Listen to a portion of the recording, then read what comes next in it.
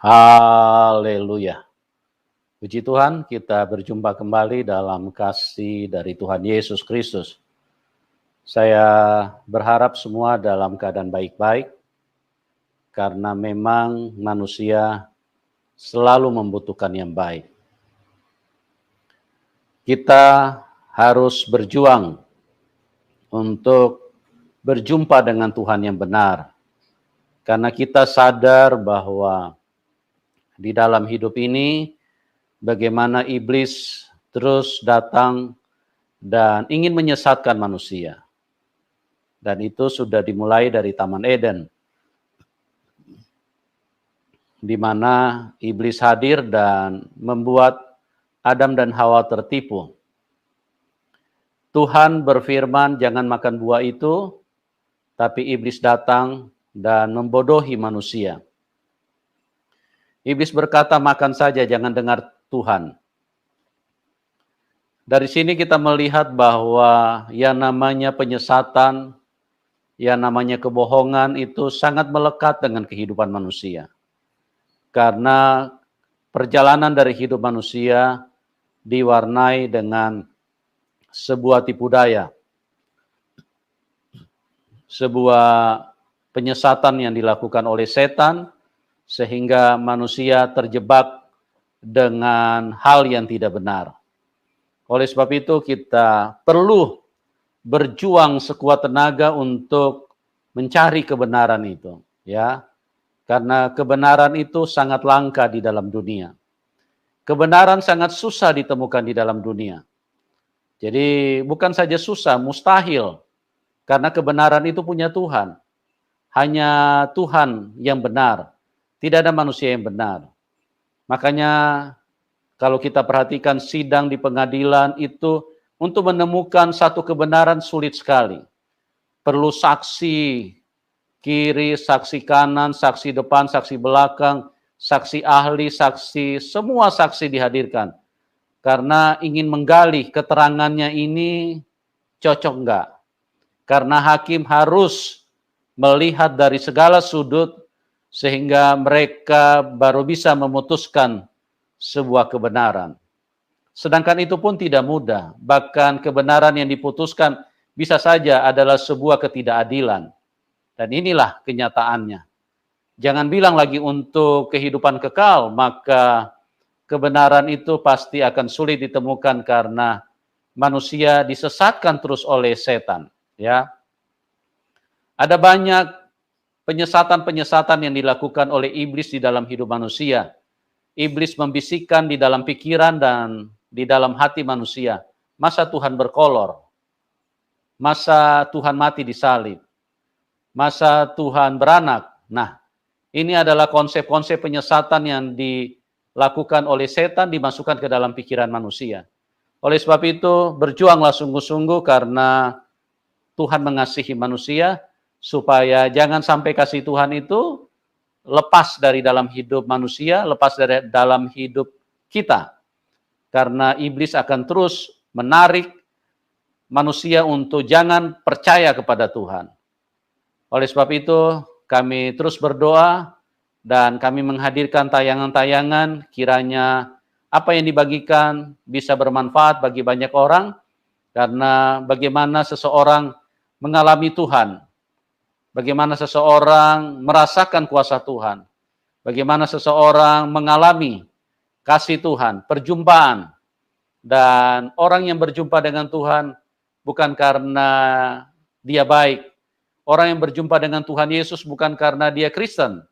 Tapi justru banyak orang yang tidak mengenal Tuhan. Dan itulah Tuhan, Tuhan Yesus, Tuhan yang baik. Dia mengasihi semua bangsa, dia mengasihi semua manusia. Dan pada saat ini kita akan dengarkan sebuah kesaksian dari narasumber bagaimana kehidupan beliau yang tadinya antikris, artinya orang yang tidak percaya kepada Kristus, orang yang tidak percaya kepada Tuhan Yesus, orang yang tidak percaya Alkitab, dan juga yang tidak percaya terhadap iman yang mempercayai Tuhan Yesus. Nah, bagaimana Tuhan menyatakan diri sehingga beliau bisa diselamatkan? Kita akan dengarkan langsung kesaksian dari narasumber kita, Bapak Roni. Shalom Ya, Pak Roni. selamat sore. Selamat sore, Pak. Ya, apa kabar Pak Roni?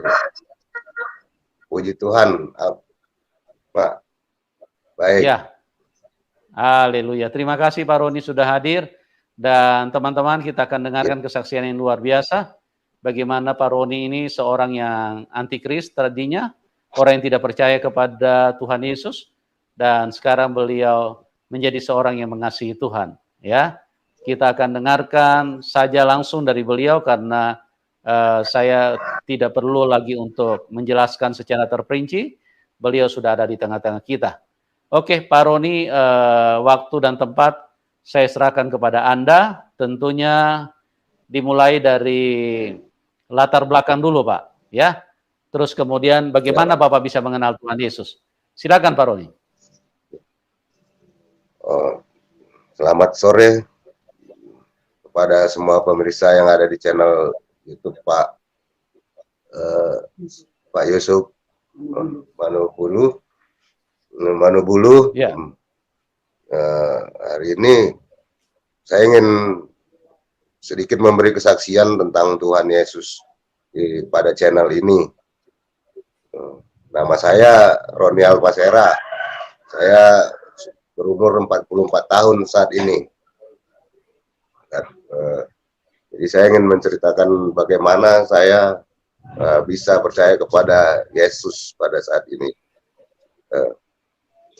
Latar belakang saya dari saya kecil sampai saya SMA itu kalau di bidang pelajaran agama saya Islam sampai saya tamat SMU. Kalau zaman saya SMU itu ya masih Islam, tapi pas saya sudah SMA saya sudah merasa nggak punya agama karena setelah dulu saya SMP ini saya pernah sangat benci kepada orang Kristen.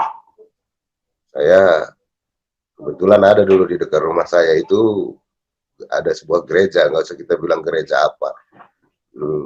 Setiap hari Minggu saya cuma melempari gereja aja dengan batu-batu kerikil kecil-kecil supaya mereka terganggu di dalam ibadahnya, gitu. Terus satu hari ada yang memperkenalkan Tuhan kepada saya, Boru Sibuya. Karena saya nakal, satu hari saya dipanggil ke rumahnya. Lalu ya saling kami diskusi lah, dialog mengenai Tuhan, tentang Tuhan.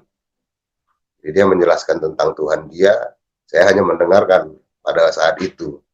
Menjelaskan tentang kasih karunia, mulai tentang salib, kenapa orang Kristen memandang salib itu seperti sesuatu yang suci, begitu. Jadi dia waktu itu memang saya sudah tidak ingat lagi apa yang dikatakannya sekarang. Yang saya tahu dia cerita tentang Tuhan Yesus kepada saya pada waktu itu. Lalu setelah pada saat itu saya nanti hari Minggu kamu gereja ya, biar kamu lihat gimana isi gereja di dalam, katanya perlu si ini. Jadi karena saya udah merasa malu dengan khotbah-khotbahnya tadi, saya iakanlah hari Minggu itu saya ibadah ke gereja yang tadi saya lempar itu. Terus ternyata di dalam saya ngeliat, ya saya masih kaku lah karena saya nggak tahu apa-apa, saya cuma mendengarkan aja, mendengar khotbah, dengar puji-pujian, biasa saja. Lalu, tapi setelah itu iman saya sudah berubah, yang saya masih suka sekali 2 kali ke masjid gitu atau sholat, masih dari situ saya sudah nggak lagi sama sekali ke masjid juga enggak, puasa juga udah enggak, lagi kumpul-kumpul sama teman-teman ngaji juga udah enggak. Nah, begitu aja, jadi agama udah kosong sampai saya SMA. Kalau status saya masih tetap muslim lah sampai saya SMA. Terus Padahal di rumah saya ada seorang abang saya yang sudah lebih dulu masuk Kristen. Tapi dia tidak mengajak saya untuk harus percaya kepada Tuhan yang dia sembah pada saat itu. Yang biasa aja. Nah, lalu seiring berjalannya waktu, saya menikah. Saya menikah tahun 2003. Kira-kira 1 tahun saya menikah. Saya menikah Muslim. Kira-kira 1 tahun saya menikah, saya dapat dapat kecelakaan. Saya ditindih kayu pundak saya bagian sebelah kanan pundak saya. Setelah kejadian itu saya sudah tidak berjalan sampai hari ini. Sampai hari ini saya belum bisa berjalan. Lalu dalam proses penyembuhan saya, disitulah saya banyak menemukan hal-hal tentang Tuhan, tentang Yesus. Karena kebetulan waktu itu pas saya dibawa ke Patah Tulang, karena ada Malik nggak sanggup mengobati saya, rumah sakit ada Malik Medan. Lalu saya dibawa ke Patah Tulang tradisional di daerah Pancur Batu sana. Kebetulan dia pertua GBKP juga, memang bulang yang mengobati aku itu. Nah, lalu di situ saya didoakan sama bulang itu, berdoa. Terus dalam proses penyembuhan, di dalam perjalanan, sesudah 1 tahun kira-kira saya berobat, disitulah baru benar-benar ada seorang ibu datang ke rumah melihat kondisi saya yang terbaring karena sudah tidak bisa berjalan. Dia bertanya, mau kamu saya sembuhkan, nak? Katanya. Mau, Bu. Saya bilang. Terus, tapi saya tidak bisa mengobati kamu. Dia bilang, mungkin gereja bisa mengobati kamu. Bilang, tapi sebelum kamu gereja, dikasihnya saya satu Alkitab.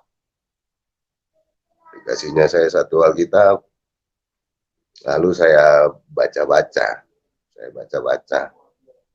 Lalu saya baca-baca, mulai dari Injil Matius, Yohanes, Lukas, Markus, gitu. Perjanjian baru disuruh soalnya sama ibu itu. Baca-baca. Terus ternyata di situ saya yang membaca di situ orang sakit aja semua itu isinya. Nggak ada orang buta, ada orang timpang, ada orang pendarahan, ada orang gila yang disembuhkan, tapi semuanya sembuh.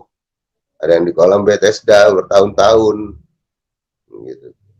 Terus saya tarik kesimpulan, Pak, kalau saya ditempatkan pada zaman itu, gimana saya perbuat?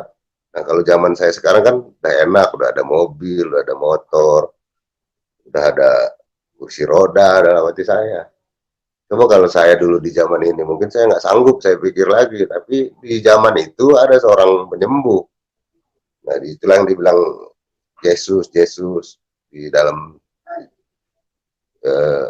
Alkitab yang saya baca itu. Nah, satu hari tergerak hati saya supaya saya dibawa untuk didoakanlah di gereja. Harapannya ya mengharapkan mujizat biar sembuh. Tapi dengan itu orang tua saya yang tadinya juga masih Muslim pada saat itu, jadi sudah ikut ke gereja untuk mengantar saya, mendorong-dorong kursi roda saya, bapak sama mama. Sekarang mereka sudah almarhum memang. Tapi dari saat itu dia sudah lebih rajin lagi orang tua saya ibadah karena saya masih berulang-ulang ke rumah sakit. Kadang saya cuma dikunjungi di rumah sakit, malah justru orang tua saya yang ke gereja. Nah, dari situlah transformasi itu terjadi dari Muslim ke Kristen itu. Orang tua saya lebih dulu dibaptis lagi daripada saya. Padahal awalnya karena penyakit yang saya hadapi pada saat ini. Di situ mungkin sudah dapat pelajaran kasih, sudah tahu ada seorang yang bisa kita meminta apa aja, doa kita serasa terjawab menurut saya. Nah, dari situ ya saya sudah punya keyakinan kalau orang tua saya sudah seneng. Sebenarnya saya sakit, tadinya mau doai sakit, tapi justru terbalik, justru saya bisa menyelamatkan orang tua saya dengan penyakit ini. Jadi saya merasa Tuhan punya cara yang unik untuk memanggil umatnya, begitu saja.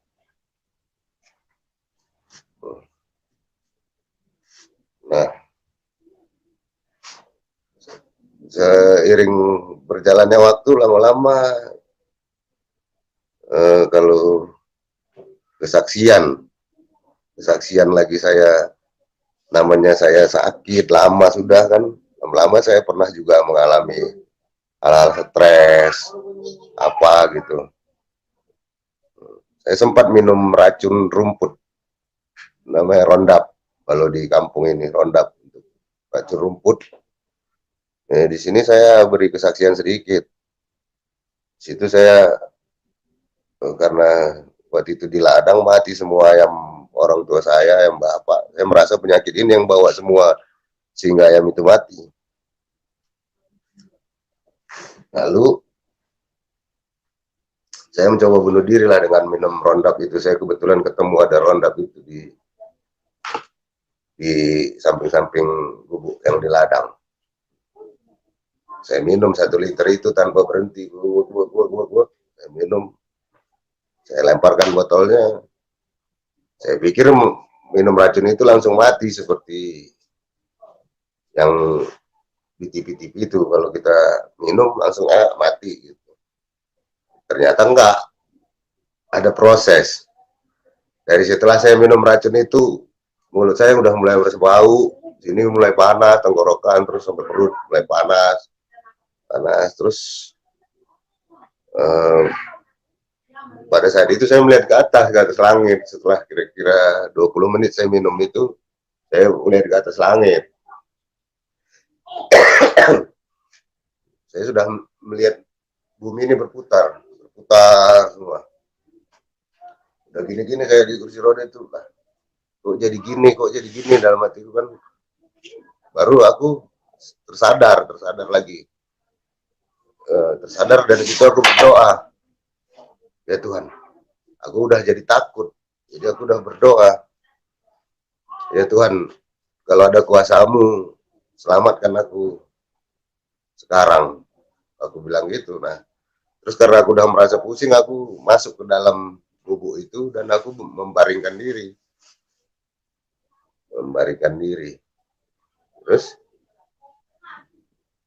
Terus pada saat itu Bapak datang, aku bilang, kita nggak usah pulang Pak. Nah, dalam hatiku karena saya sudah minum racun, takut nanti mati, nggak ada yang tahu, lagi di ladang. Jadi aku minta Bapak temani. Jadi, memang kau kenapa, katanya dengan ucapan yang lemah. Aku bilang nggak apa-apa, aku temani aja aku bilang, maksudnya supaya nanti aku mati sudah ada yang tahu, sudah Bapak nanti tinggal bilang sama orang kampung dalam hatiku. Dan ternyata Tuhan berproses dalam diri saya. Mungkin setelah doa saya tadi, saya bisa diselamatkan, karena esok paginya saya terbangun, ternyata saya masih hidup. Dari situ saya mikir lagi, kenapa Tuhan, kenapa kok saya mau mati aja susah banget kayaknya gitu, padahal hidup aja udah tersiksa. Tapi lama-lama ada saya dengar, kayak ada dengar inilah yang saya dengar, katanya masih ada yang mau dipertemukan dengan engkau, dia bilang begitu. Yang saya dengar, oh berarti saya mau ketemu dengan orang-orang yang belum pernah saya ketemu dalam hati saya. Enggak lama dari situ kembali saya ke Jakarta.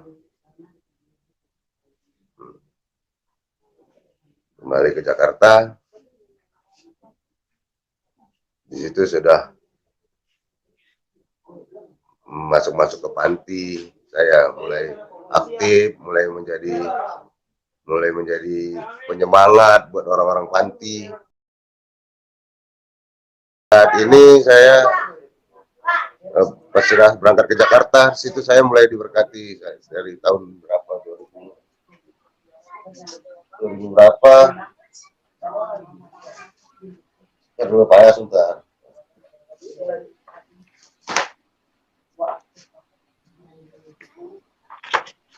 Ini 2 Juli 2011 saya menjadi juara penyandang cacat se-DKI.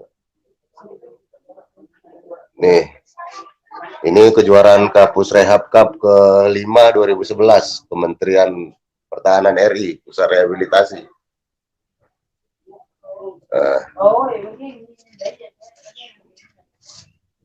Inilah pengalaman-pengalaman saya yang bisa menjadikan saya kesaksian di sini. Saya, padahal di antara yang lain, teman-teman saya Muslim, kebanyakan di Jakarta. Kita satu-satu dari desa bisa berjuara dibikin Tuhan, padahal kita nggak punya kemampuan apa-apa.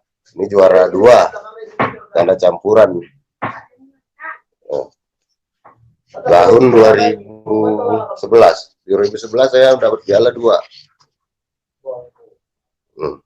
Mungkin pada saat itu saya sedang sering menjadi saksi buat teman-teman yang di panti-panti yang sudah merasa nggak punya harapan, nggak punya apa.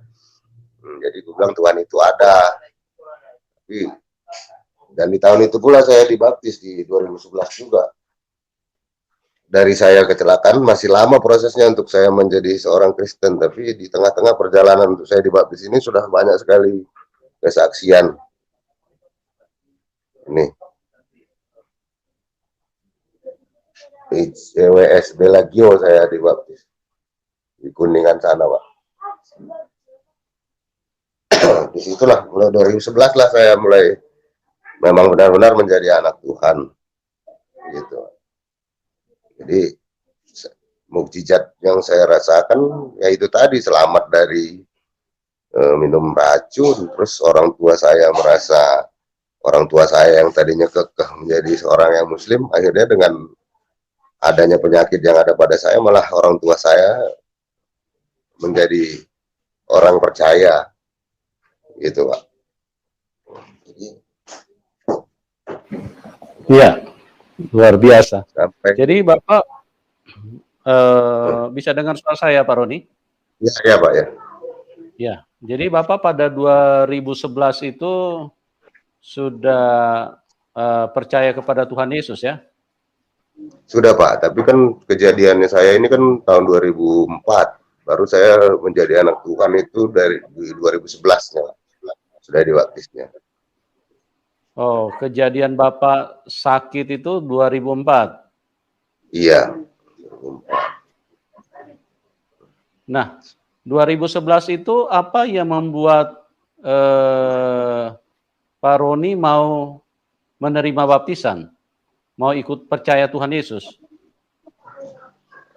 Di situ saya sudah rutin ibadah setiap hari Sabtu, hari Minggu. Saya memang waktu itu tidak tetap gereja saya, tapi saya ada satu panti tempat saya ibadah setiap hari Sabtu, Pak. Nah, terus kadang kalau diajak ke gereja saya masuk. Itu yang akses buat saya, karena saya menggunakan kursi roda, bukannya saya malas gereja, cuman karena gerejanya nggak akses, saya nggak gereja. Gitu, Pak. Jadi sejak 2011 itu Bapak sudah yakin bahwa Tuhan Yesus itu adalah Tuhan? Iya, sudah Pak. Karena kalau sudah kita menerima baptisan berarti kita sudah percaya. Iya. Karena pengalaman-pengalaman. Pada titik mana yang membuat Pak Roni menjadi begitu yakin bahwa Tuhan Yesus itu adalah Tuhan? Saya pernah dapat mimpi juga, Pak. Dapat Mimpinya seperti apa, Pak? Di mimpi itu saya dapat lagu, Pak. Lagu yang belum pernah saya dengar. Jadi satu hari itu saya sepertinya masuk ke dalam gereja. Masuk ke dalam gereja, yang bentuk gereja itu yang dulu saya lempari. Jadi bangkunya panjang begini, kayak gereja lama itu masih. Gerejanya panjang bangkunya. Terus Pas saya duduk di belakang, ada dua di depan saya, dua wanita nengok ke belakang, lihat ke saya. Roni katanya. Iya kan, iya bilang. Roni nggak ikut tawuran katanya. Oh enggak, kenapa katanya. Saya sudah punya lagu. Saya bilang, lagunya apa? Katanya. Yang aku nyanyi di dalam mimpi itu, aku merasa menyanyi, mengasihi, mengasihi lebih sungguh, sebab Yesus mengasihi lebih dulu. Bilang gitu, cuman itu yang saya ingat di mimpinya. Besok-besok saya terbangun, apa mimpi apa aku semalam gitu. Jadi aku tanyalah ibu yang tadi yang nyuruh aku tadi gereja itu Pak, yang ngasih Alkitab. Memang di gereja ada lagu ini, aku bilang gitu. Lagu yang gimana nak? Katanya. Mengasihi, mengasihi lebih sungguh katanya. Ah, diteruskan sama ibu itu sampai habis. Oh, ada ya, ada ya. Bilang, berarti aku dapat lagu ini dari mimpi nih dalam hatiku. Kok bisa gitu? Aduh. Sebelumnya Jadi apa Bapak mengasihi artinya? Gue berpikir loh, ternyata dulunya memang akunya brutal, berkelahi, tawuran, nggak bener lah, nggak ada yang benar pekerjaanku. sebelumnya Jadi kata Bapak Tuhan tidak pernah mengasihi dengar, lebih sungguh. Pak Roni, Ya Pak, sebelumnya Bapak tidak pernah dengar lagu itu? tidak Pak. Saya juga nggak pernah paham banyak lagu karena saya belum gereja. Jadi ya, yang saya hafal waktu apa yang dia sana gereja pun saya cuma tahunya lagu persembahan. Gitu. Jadi saya nggak pernah dengar lagu itu, jadi saya bertanya kepada ibu itu. Jadi setelah dia bilang ada, dia teruskan lagu itu. Gitu. Nah, setelah Bapak tahu bahwa lagu itu ada, ternyata apa reaksi Bapak pada waktu itu? Jadi lagu itu menjadi pertanyaan sendiri buat diri saya, Pak. Karena lagu itu intinya katanya mengasihi, mengasihi lebih sungguh katanya. Kalau mengasihi orang ini dalam hatiku harus sungguh-sungguh. Oh berarti gini maksudnya, karena mungkin dulu aku brutal Pak. Aku dilihat orang aja mata aku nggak suka. Gitu. Jadi disuruh mengasihi. Mungkin Pak. Oh.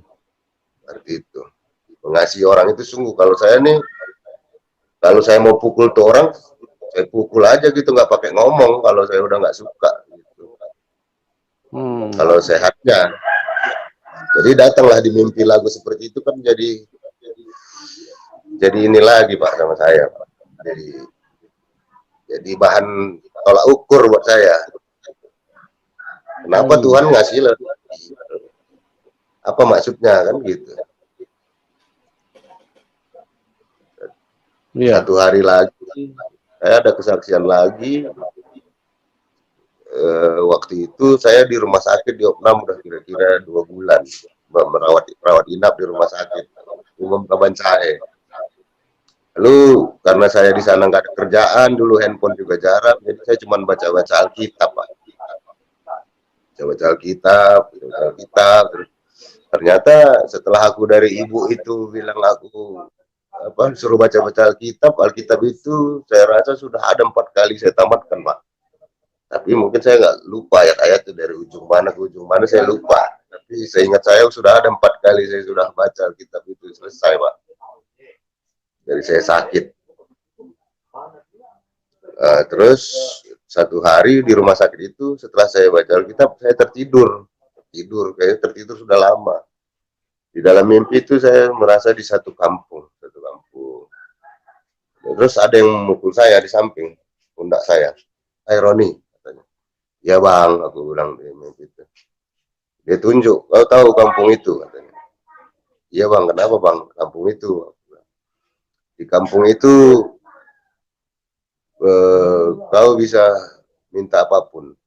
Kau mau kaya, mau hebat, mau kebal, semua bisa di kampung itu katanya. Baru terakhir dia bilang, bahkan Roh Kudusmu sendiri pun bisa kau panggil katanya.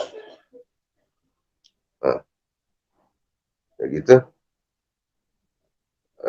terbangun saya pagi-pagi. Pada saat itu saya kira-kira sakit 6 bulan, Pak. Setelah kejadian saya masih pakai kateter. Jadi itu penyakit yang paling saya benci. Penyakit yang paling saya benci karena kateter itu harus diganti seminggu sekali, paling lama 10 hari sekali. Itu paling saya benci, ya, penyakit. Terus setelah malam itu saya mimpi, saya pagi kata perawat, "Bang, nanti sebentar lagi Pak Roni mau ganti kateter," katanya. Terus saya bilang, "Iya, suster, sebentar lagi kita ganti." Tapi setelah dicabut, saya bilang jangan dipasang dulu. Soalnya semalam saya mimpinya aneh ini. Dia bilang, "Masa," katanya, "Roh Kudus semua kepanggil?" Katanya gitu dalam hatiku. Soal aku kan jahat, nggak mungkin. Roh Kudus itu kan roh suci, nggak mungkin Roh Kudus bisa bersatu dengan yang jahat. Dalam hati saya, Pak, hitam nggak mungkin bercampur dengan yang putih dalam hatiku. Terus kira-kira dicabut lah kateterku, kira-kira duduk aku, kira-kira duduk aku 15 menit, seperti ada yang mau keluar. Ternyata saya mau buang air kecil pada saat itu, dan saya ketawa pada saat itu. Ternyata inilah arti mimpi itu. Dari saat itu, Pak, walaupun tidak lancar sekali, saya sudah bisa buang air kecil, nggak pakai kateter lagi mulai semenjak saat itu. Itulah kesaksian saya, Pak. Makanya saya tertarik akan Tuhan Yesus. Tuhan Yesus bekerja, Tuhan bekerja secara unik kepada saya. Mungkin bukan penyakit saya yang masih belum sembuh sekarang, tapi orang tua saya udah selamatkan. Itu jadi kebanggaan sendiri buat saya, Pak.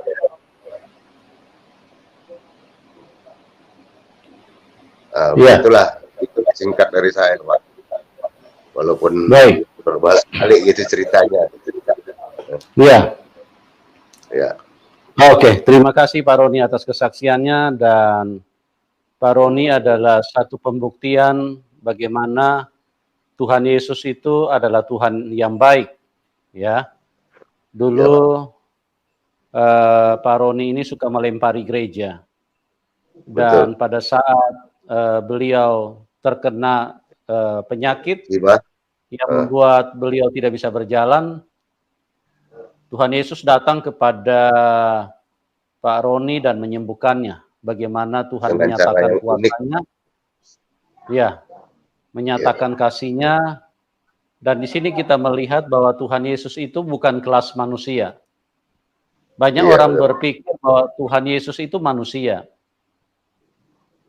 Mereka tidak mengerti karena disesatkan setan. Karena mereka melihat Tuhan Yesus mengenakan tubuh manusia. Padahal mengenakan tubuh manusia itu hanya untuk proses penebusan. Tapi karakter atau hakikat daripada Tuhan sebagai Elohim atau sebagai Allah itu tidak pernah lepas. Karena apa? Karena kasihnya. Ya, Pak Roni ini tukang lempar gereja dulu. Kalau bukan Tuhan, kalau hanya sekedar manusia, ya, tidak mungkin Tuhan Yesus mau menyelamatkan, tidak mungkin Tuhan Yesus mengasihi dan mau melakukan mujizat pertolongan kepada hidup beliau. Paling kalau dia Tuhan satu kelompok, paling Tuhan Yesus bilang, biarin saja, dulu kau lempar-lempar gereja, umatku beribadah, kau ganggu. Nah, tapi Tuhan Yesus suatu pembuktian bahwa dia adalah Tuhan semua manusia. Dia datang untuk menyelamatkan semua manusia, termasuk Pak Roni. Jadi kita yang berdosa, kita yang hidup tidak benar, kita yang hidup aneh-aneh, ya, tukang berkelahi, sama seperti Pak Roni, Tuhan Yesus mengajarkan kasih, mengasihi. Ya, itulah yang menyatakan kepada kita bahwa kita tidak bisa membantah kalau dia adalah Tuhan. Dan hakikat Tuhan itu sangat sempurna dan sederhana sekali untuk kita mengenalnya. Dia pengasih dan penyayang. Ya, itulah Tuhan Yesus. Dia berkata, berdoalah buat musuh-musuhmu, mintalah berkat buat mereka. Siapa manusia yang bisa mengajarkan seperti ini? Tidak ada. Kalau cuma hanya sekelas nabi, tidak seperti ini. Tapi dia adalah Tuhan, dan itulah yang disebut dengan pengasih dan penyayang. Ya, itulah Tuhan yang sebenarnya, yang sangat sayang kepada siapapun. Nah, Pak Roni, di dalam perjalanan iman Bapak, apakah setelah Bapak percaya Tuhan Yesus, bagaimana tantangan yang Bapak hadapi? Misalnya, mungkin Bapak ada yang tidak sukai atau membenci atau apa? Kira-kira seperti apa tantangan setelah Bapak percaya Tuhan Yesus? Iya Pak. Nah, saya kan ini kan tadi 2011 ini kan saya dibaptisnya di Jakarta. Jadi saya Kristennya ini mulai di Jakarta lagi, istilahnya. Nah, di Jakarta ini saya kan banyak kawan-kawan yang tadinya tahu saya Islam, kok sekarang saya kan dengan kondisi saya nggak pernah ke masjid lagi. Bahkan mereka lihat saya udah ke gereja, gitu. Tantangannya ya gimana ya? Sebenarnya saya nggak merasa tantangan, justru saya merasa tertantang untuk menyebarkan Injil kemudian kepada teman-teman yang tadinya masih ini. Kok lu lain ya Ron, kok kamu kok lain ya Kristennya, kok nggak kayak Kristen yang itu, kaku gitu. Jadi karena aku punya dua pemahaman agama, walaupun sedikit, istilahnya seperti Islam terus Kristen, nah, jadi aku bisa menerangkan mereka siapa gitu, Muhammad. Jadi aku mencampur-campurkan agama Islam dan Kristen supaya tidak ada terjadi bentrok. Jadi akhirnya mereka terterima. Oh gitu ya Kristenmu ya, dibilang gitu akhirnya Pak. Tantangannya gitu, kadang orang tanya karena kita nggak bisa menjelaskannya, dia jadi kesal. Tapi kalau kita bagus kita jelaskan, dia akhirnya bisa menerima, bisa ngerti. Gitu loh Pak. Oke, jadi luar biasa saya nggak ragu untuk cerita siapa apa agamamu, gimana ke gereja gitu, udah nggak segan lagi. Iya, jadi memang ikut Tuhan Yesus itu seringkali banyak orang yang tidak bisa terima. Jadi hal-hal inilah yang membuat kadang-kadang kita jadi terganggu. Tapi tidak apa-apa, itu memang bagian dari salib yang harus kita pikul. Karena banyak orang yang tidak mengenal Tuhan Yesus, mereka suka menghina Tuhan Yesus, mereka suka merendahkan, mereka suka mengata-ngatai yang tidak pantas, mereka mengatakan kafir lah. Menjadi bahan olok-olokan gitu. Ya. Tuhan aja disalib. No, lambilin layanganku gitu-gitu, dulu sering ngeledekin juga dulu. Iya. Akhirnya kita kembali ke dia. Iya, memang begitulah. Tapi yang penting kita percaya bahwa Tuhan Yesus itu adalah juru selamat. Ya. Kita menerima kasih karunia Tuhan, itu adalah anugerah terbesar di dalam hidup kita. Bahkan itu lebih berharga daripada semua harta dunia. Karena harta dunia hanya sementara. Kalau kita mati, langsung berpindah tangan, langsung pindah, beralih ke orang lain.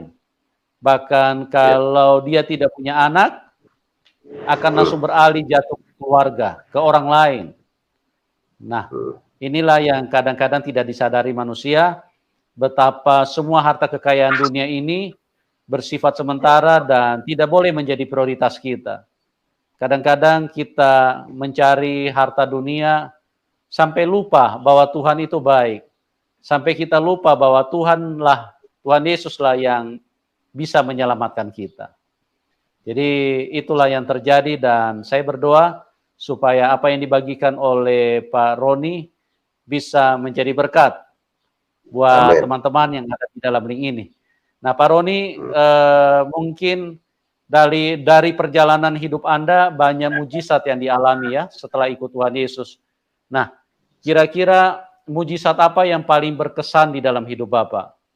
Mujizat apa yang membuat Bapak semakin kuat di dalam Tuhan Yesus? Bapak bisa ceritakan mungkin satu saja. Itu tadi lah. Kira-kira mujizat apa yang paling membuat Bapak yakin seyakin-yakinnya bahwa ini adalah Tuhan? Silakan, Pak. Ya, itulah Pak yang waktu saya sakit di rumah sakit itu kan saya baca-baca Alkitab aja. Itu saya semenjak sakit, semenjak ditindihkan itu saya tidak bisa buang air kecil. Jadi saya harus pakai kateter dan itu penyakit yang paling saya benci. Karena tubuh kita dipegang-pegang orang. Terus yang pegang itu ganti-gantian, dia dalam seminggu sekali, 5 hari sekali itu harus ganti kateter tuh. Yang lain sudah ganti yang megang. Itu yang saya benci. Jadi saya bermohon doa sama Tuhan kalau bisa sembuhkan saya supaya saya nggak kencing-kencing lagi, nggak pakai kateter lagi gitu, karena dimasukkan kateter itu pun sakit buat saya. Itu. Terus itulah di dalam mimpi saya didatangin seseorang itu, dia manggil nama saya, Roni, kamu tahu kampung ini? Kampung, ya bang, kampung itu kamu bisa ngapain aja, kamu kaya, miskin, hebat, kebal. Dalam hatiku itu kan carianku selama ini. Aku kan so jago, so pengen kebal, bahkan dulu ke Banten-Banten nyari ilmu.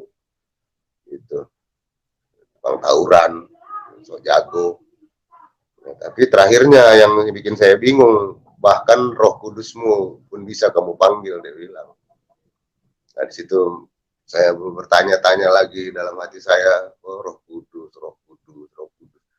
Roh Kudus kan roh suci, nggak mungkin bersatu sama seorang yang brengsek, yang tukang berantem, tukang tusuk, yang mabuk-mabuk, gitu. Itulah. Tapi akhirnya Tuhan bekerja dengan tiba-tiba saya duduk kira-kira 15 menit, 20 menit, setelah kateter dicabut, rasanya ada yang mau keluar dari tubuh saya. Ternyata saya mau kencing, walaupun nggak lancar, sampai sekarang memang nggak lancar. Yang pasti saya sudah tidak lagi ditolong orang untuk buang air kecil, ataupun ditolong kateter. Puji Tuhan, Pak, itu kesaksian saya, Pak. Ya, luar biasa. Itulah mujizat yang terjadi, bagaimana Tuhan Yesus membuktikan bahwa Dia Maha Kuasa. Karena kalau tidak ada mujizat berarti Dia bukan Tuhan yang Maha Kuasa. Karena apa? Karena manusia perlu bukti. Di dalam dunia ini perlu bukti. Apalagi untuk kekekalan, apalagi untuk kehidupan kekal. Bagaimana kita tidak perlu bukti? Jadi kalau tidak ada bukti, bagaimana mujizat terjadi di dalam hidup kita? Bagaimana mungkin kita bisa meyakini bahwa ini adalah Tuhan yang benar? Nah, itulah yang terjadi dengan seorang Roni yang mengalami kuasa Tuhan, yang mengalami kasih Tuhan, yang mengalami mujizat Tuhan, sehingga hidupnya sekarang menjadi seorang yang mengasihi Tuhan. Tadinya suka lempar-lempar gereja, bahkan terlibat dengan kenakalan, hal-hal yang kurang baik, tetapi setelah berjumpa Tuhan Yesus, hidupnya diubahkan. Oke, terima kasih buat Pak Roni atas kesaksiannya yang luar biasa, yang memberkati kita. Saya berdoa supaya Bapak terus setia dan bisa menjadi berkat bagi banyak orang.